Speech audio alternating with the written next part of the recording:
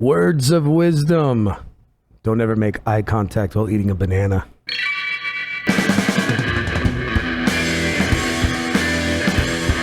Welcome to the Wreckless podcast. My name is Cody Storts, Chef Cody Storts, formerly known to some.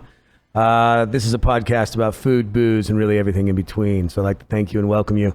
Today's going to be a fun day. We got a couple different things. I wanted to bring some old friends in that are the opposite side of life, man. I think that art and music and food and booze all kind of go in the same place. And so I've got a good friend on with me today, Mr. Steve Miller, the art extraordinaire, to talk about art and music. And then, of course, what goes in your mouth, buddy? All right.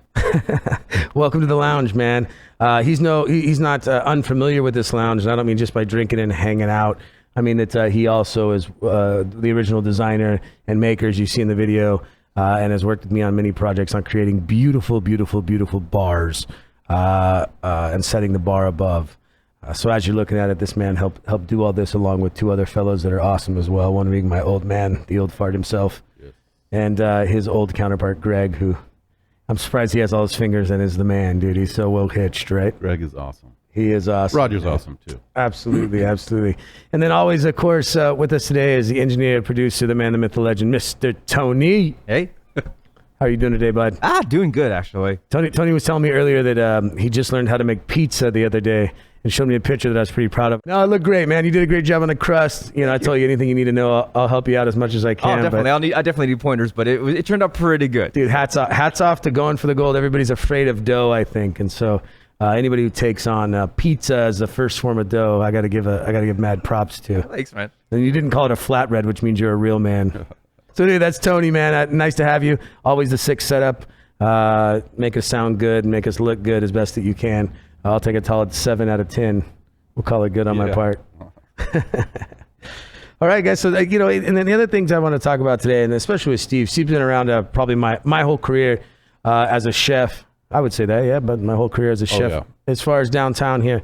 And, the theories on food that I didn't really get into last time that I think you can talk about, the lens to art and everything else, is that, I came from, I'm a retired fat kid. I don't know if I told everybody this before, but I used to be like 365 pounds and grew up eating mass amounts of quantities of top ramen and Texas food, which led me to be the overweight kingdom ruler of the world and bartender. So out of that, I always told myself that I would lose weight one day when I had to, and my health got the better of me.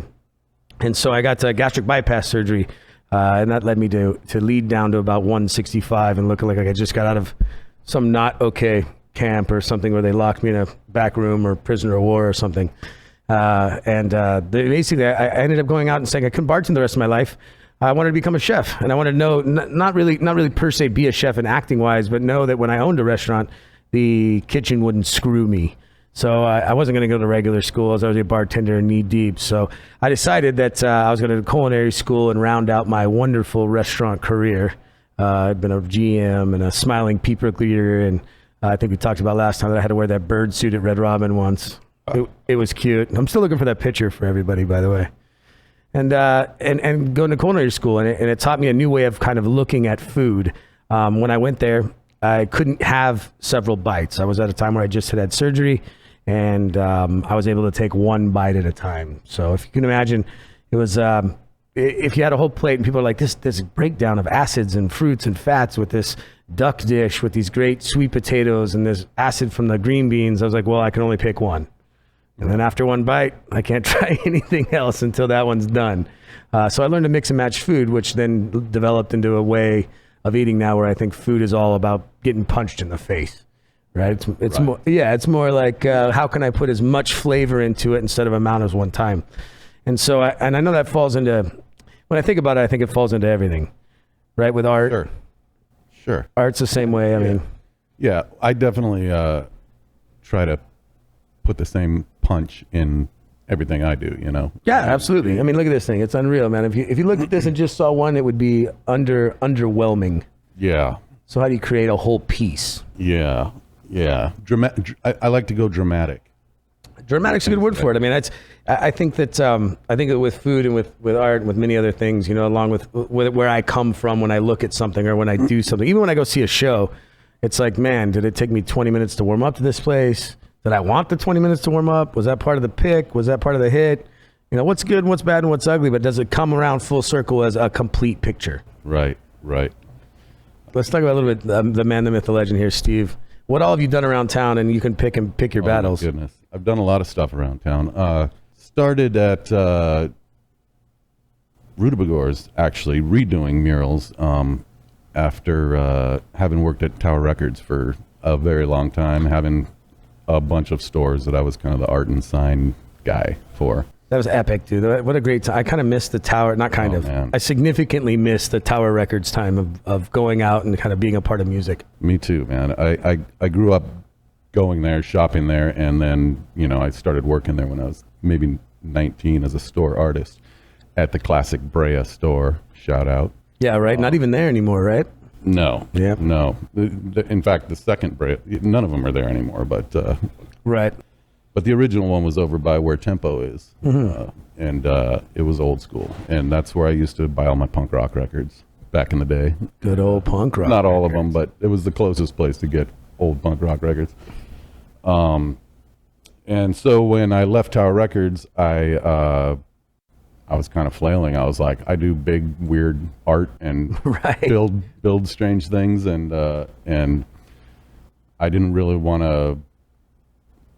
There was no job for me, you know. Right. No, I doing get that it. stuff. So I just started working for myself, basically. Right. And I started by redoing all the original murals at Rudabagor's, and from there, Bourbon Street opened. One of the owner's parents used to go to Rudabagor's like every day, so they saw me painting there, and they said, "Oh, they need a mural over there at Bourbon Street."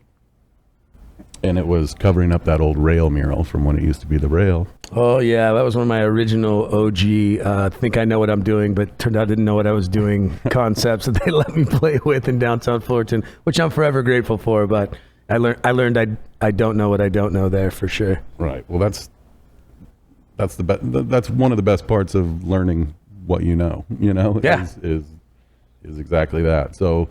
And then that's kind of what I did, you know. I just said, yeah, sure, let me do this mural, you know, and made it up and made it happen. And from there started kind of just snowballing down that row of buildings, you know. Yeah, totally. Well, you know, that it reminds me, I made this rule up right when I got out of get out of high school and go to the next phase. And I think they made a movie about it later. But my goal is to never say no to anything. If somebody asks me to do it, I'm like, just say yes, man. And if you don't know how to do it, I kind of just went, okay, well, we'll do it. And that got me a good 10 years of a lot of fun and a lot of trouble, right? Well, I never really wanted to jump out of planes or jump off bridges, but I was like, hey, make the commitment, you know? Yeah, I'm not jumping out of planes, but... Well, that's because you're old now. But that is that's my entire... I mean, it's... What I do is based on me saying yes to, you know, people asking me, you know. So I went from painting murals to, you know, when I met you, we just hit it off really well, and we kind of vibed on a lot of stuff. I was a lot thinner then. You liked me. That's what it was. And eventually when you opened Grits. Yeah, absolutely. You know, it isn't what it was before, but that place is an epic build out, and the concept was unreal. Yeah, so that was just you and me basically going, well, let's do this. We can build this, right? Yeah, 100%. We went in and tore out the old place and built that place from the ground up. And it was just because we just said, yeah, we could do that. Right? Yeah. Let's do it. And magic did happen, man. That place was packed and wonderful things, and I learned a lot, and I know that what's come out of it is now this, really. Right. You know, where we sit today comes out of that project, which is awesome, man. I mean, the life experiences between there and here have been really wild. Yeah. As far as growth and where we're going and kind of where we have to go back to, even, I think. Yep. You know, and it brings me back to, even we built this beautiful place. Here I am going, you know, what do people really want? Right. Right. And I think art runs a perfect parallel with that. Like, I see a lot of your paintings that you're like, check this out. And it's this beautiful art piece, like the one you just talked about, I want to talk about in a second, the hallway over here. Oh, yeah. That place is a masterpiece of, like, and it still tells a story, but the artistic volume in it is. And then I can go to Burger Parlor and look at a burger on the wall and go, that's pretty dope. Right. And people really like that And just as much as they like that. And it's percentages and value of what the person eating per se, watching, what the viewer sees per the artistic view that got put into it. Right. So, and both are epic. Yeah, I had a lot of fun painting those burgers on the on the bricks. Yeah, that's what people people always go, hey man, what's the favorite thing you do? I'm like, I like big messy food, man.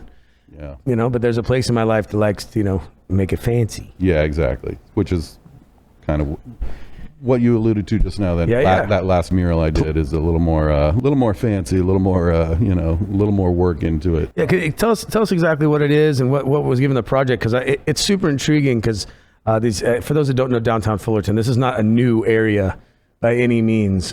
This is a very old area. There used to be a train station. We have pictures of where the horses used to park their carriage in front of every building, including this one.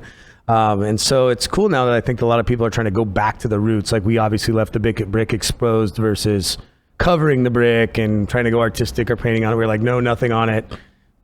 Make it look nice, dude. Leave it alone. Let the city show it. I think that's what you worked on. But tell them what it is and where. So it's the Williams Company building, which is where Bourbon Street is, and now the Bowery. It used to be where I went and bought all my Jinkos when I was little. Well, I used to shop there before the Genco craze. Oh, well. Yeah, but we used to get, combat boots and Levi's jeans there. It was an Army surplus store on that bottom floor there. But it's been a million things since 1927 when it was built as the Oddfellows Temple. And so Brian, the owner, is a really, really cool guy. His family's owned it since, I think, the end of the 40s and turned it into the Williams Company building. There was just a really bad mural. I don't want to say a really bad mural. You could say it. It was a bad mural. I mean, it was very rushed, and it had nothing to do with this beautiful building that has all this history. It was a Crayola scratch, dude. Yeah, so it looked like a kind of like a bad Olive Garden Mediterranean scene. Ever since I started doing work at Bourbon Street when they opened, whenever that was, 12 years ago or so, I had looked at that mural and gone, man, I could fix that ish. Man. That was when Commonwealth Lounge was right there on that. The entrance to it is on that wall. So I'd talked to Brian, the owner, for years about it, and he said, "Oh yeah, someday we'll get to that," And finally, when the Bourbon Street guys took over that spot and turned it into the Bowery, he was kind of ready to do a whole lot of renovation on the building and stuff, which he's been doing, a lot of just paint touch-up stuff. And they got the new ballroom people upstairs. The Atomic Ballroom is in there now. Which is kind of a contradictory of terms, being an atomic ballroom. It's kind of like jumbo shrimp. I suppose. Yeah. I didn't think about that. A little funny. So what they have you do over there, man? Finally he said, all right, I'm ready to do this. Let's go. He said, do whatever you want. I trust you. I love everything you've done. I've done a million things inside and outside Bourbon Street. And when Gonzo's Tacos was in there, I painted in there. And Bowery, I built a bunch of stuff in there and did a bunch of painting. So he said, I trust you, just do what you want, but I just wanted to be about the history of the building. You know how much I love this building, blah, blah, blah. I said, of course, I love the building too. So I did research and just figured out all the, everything that's been in that building since the beginning, which was the original post office in town. There were concerts in the ballroom in the 50s with Buddy Holly and other guys, and then a ton of fraternal organizations and things, the Elks and the Moose and all that.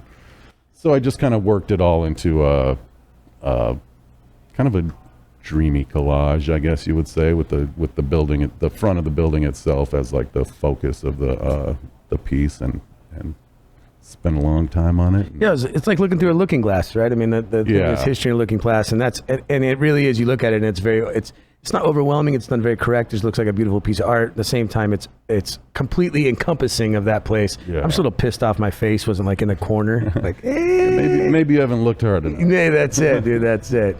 Right on, man. Well, hey, you got thanks for talking about that, Steve. It means a lot. And you're not going anywhere, right? You're hanging out for the next spiel. There's whiskey, right? Yeah, well, we got a good friend of mine coming on next at the Wreckless podcast, and he is here with from Dickel, and he has brought things for us to put in our mouth. Coming right back.